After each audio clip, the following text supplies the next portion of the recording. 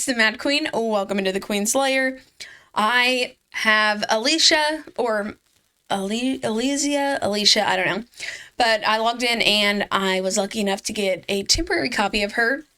You can't see, but I have 13 days and 8 hours to use her.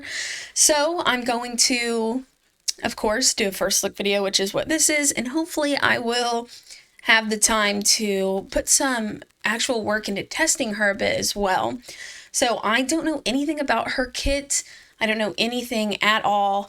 I haven't read any of her abilities. I did go ahead and take her to level 70 so that we could look at her base stats. All of her abilities are maxed out and all of her glyphs are finished as well.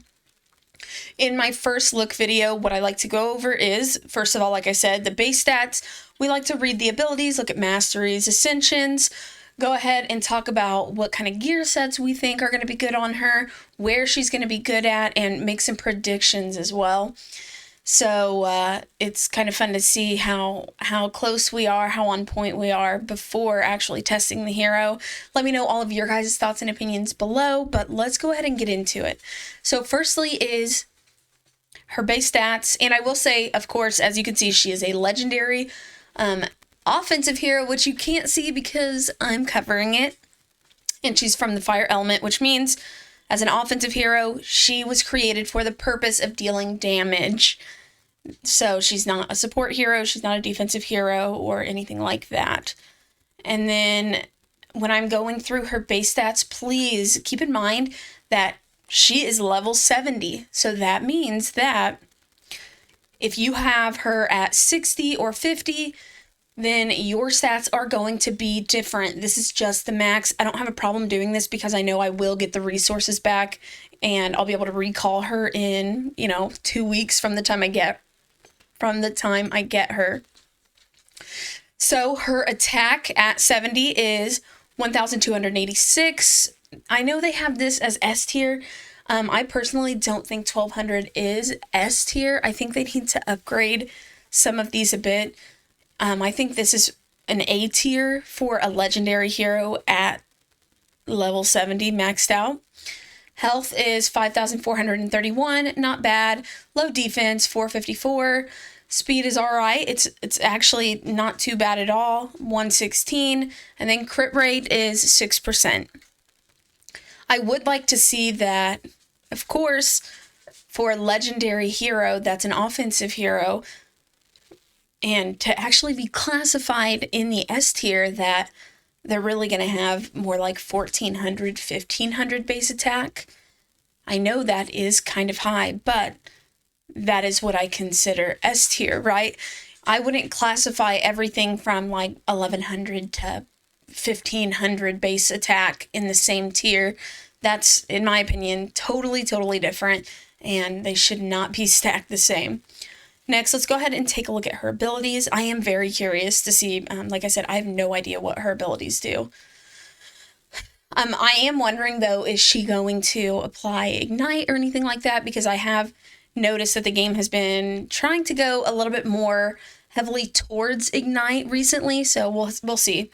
Her trait, the Darkest Realm, is an aura, which is nice because auras are going to be an effect that not only this hero gets to use, but all of the heroes on your team are going to be able to use as well, as long as they, fit the requirements for this aura. So attacks of team members in the stealth state ignore 25% of the target's defense and will no longer counterattack and will not trigger counterattack effects. My goodness. Upon leaving the stealth state, the team member removes one negative effect on themselves. Stealth, if you don't know, the character cannot be targeted by an enemy and takes 30% reduced area splash damage in the area. Effect is removed when they're attacked. Other heroes that I can think of right off the top of my head who are able to do stealth are going to be Jacob. He is an epic hero. And then there is going to be Raven. She's an elite hero. Those are the only two I can think of right off the top of my head that are going to be able to do stealth. So you're going to want to put other stealth heroes with her to get the most out of her, is what it seems like. Oh, and once she's ascended, It's going to ignore 35% of the defense. Upon leaving stealth state, the team member removes 1 negative effect and gains speed up for 2 turns. Speed up is nice, and honestly, the only place that, at least for me personally, speed up is really, really going to be beneficial is going to be either in the guild boss or possibly in arena. If you're going to build this in with, dungeon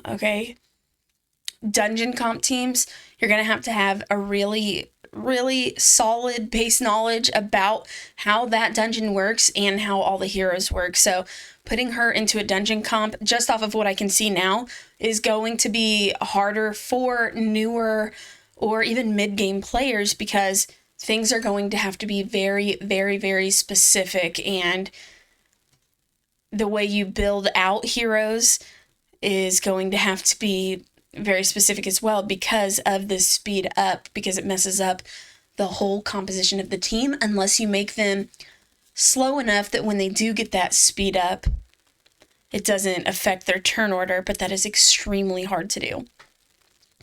Her first ability, her basic silencing bolt, looks like it does exactly what it says. They cannot use their basic abilities. Deals 120% damage to one enemy and applies silence to them for 1 turn. When with stealth, it applies silence to the enemy for 2 turns, so that's not bad. Smoke Bomb, her special, at the start of the round, applies defense up to the team member with the highest health for 2 turns, and stealth to other team members for 1 round on a 3-round cooldown. So this is nice to see the bigger version of defense up, so it's plus 50% instead of 30. And since she's able to give other team members or other teammates stealth, that does change a bit about what I was saying with her trait overall. But let's keep going. Her ultimate, Nether Strike, deals 200% damage to one enemy and increases their abilities' cooldowns by 1 turn. Damage dealt is increased by 50% if this hero has stealth. If the enemy is killed, this ability cooldown is reduced by 1 turn. So, of course, I have it totally maxed out for the most part here on a 4-turn cooldown. So if you don't have this done, it's going to be a 6-turn cooldown, which is kind of high in my opinion, considering you're only hitting 1 target. And since her base attack is, I know they have it in the S tier, it's really not that high. There are a lot of OG heroes that have this at level 60 and are higher at level 70, so this is just kind of like why do you guys keep releasing such low base attack? It's frustrating to see. But she is only dealing single target damage, which is not a bad thing. Single target damage dealers can have quite a bit of utility, but it's going to be more so in specific cases versus AoE damage dealing heroes. Sorry, again, I cannot talk. Honestly, we would all be rich if we had a dime for every time I said in a video, I can't talk, but whatever. So I think that her damage is probably going to be a bit underwhelming. This is a 200% increase in damage, but again, it's based off of the base attack that we have here. So I don't know. Of course, we're going to have to do some testing, or I'm going to have to do some testing. If you've already used this hero, you have, or you ever leveled, let me know where you're using her, who are you pairing her with, your best uses out of her overall, what you like about her, what you don't like about her, any changes that you may like to see within her kit to make her better, or a nerf if you think she's amazing, which honestly, just reading her kit, I don't think she's going to be super amazing, but I could be wrong, of course. I just, honestly, in her whole kit, I don't think she's going to be something. I don't think she was worth putting into the limited summons. That's my opinion on that. She doesn't seem like she's going to be super, super crazy. But again, with stealth and her being able to give, so she's going to be able, I think that I would try to use her firstly as a support-based offense hero. So maybe not necessarily someone that is going to deal a ton of damage. You obviously still want to build damage into her, but somebody that is going to support tanky heroes that are able to deal damage. So heroes like Charles or Ricard, heroes like that, so that if they are a high HP hero, with the highest health, they're also going to get a lot of defense. Pair this in on heroes that do damage based on defense, but they have a high base health. This is going to help them do more damage, like Charles. And he's an excellent hero, even though he is an elite hero. He is so, so, so good. So maybe putting her with a Charles and also a Hakrin, so that we're just really stacking up the health and the defense. Also, maybe, what is that other hero's name? I can't remember who she is, but she also gives, I think it's Hazel that I'm thinking of, that gives extra base, or stacks health, much like what Hakrin does. I don't know. Maybe I'm just talking out of nowhere, but I'm pretty sure Hazel does something similar to that, where she also like revives a random hero. But of course I'm going to try her out. I do want to try her in the Roaring Tulpa because she is a fire element hero, and why not? That's ideally usually the place you want to take these guys. As far as beyond that, I think I'm going to try her now in Ruins of Gods. I think that she could be actually pretty helpful in Ruins of Gods.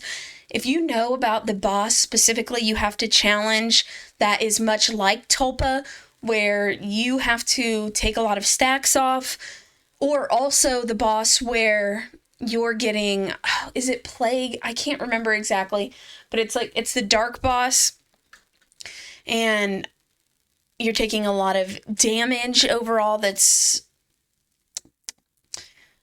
I can't even think exactly what I'm trying to say, but if you've done it, then you kind of know what I'm talking about here.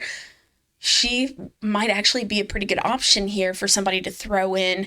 And of course, the more heroes you have, the better it is for Ruins of Gods in general, because it is nice to have a plethora of heroes to be able to use and rotate in and out, especially if you're like me and you sometimes miss some of your battles and your attacks.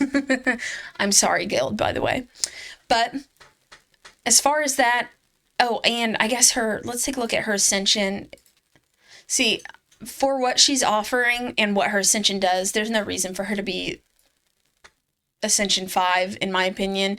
I know it's an aura, but it's only on stealth heroes. She can only give it to one hero, and how the amount of heroes that already are in the game that exist and able to give themselves stealth, it's not really that many. So I don't understand. Again, I do know why they've done it, but it's not necessary. Come on, guys. This should have been a second Ascension unlock trait, because it's not crazy. I don't think that, if you get this, it's just gonna break the bank. You're gonna be just outdoing everyone and everything. Of course, that's my opinion. We don't know yet. Let me know what your guys' thoughts are, of course, down below. I would love to have a conversation with you guys there. Continue this. Also, join my growing Discord community. The link is in the description below. Thanks for watching, and I'll catch you in the next video.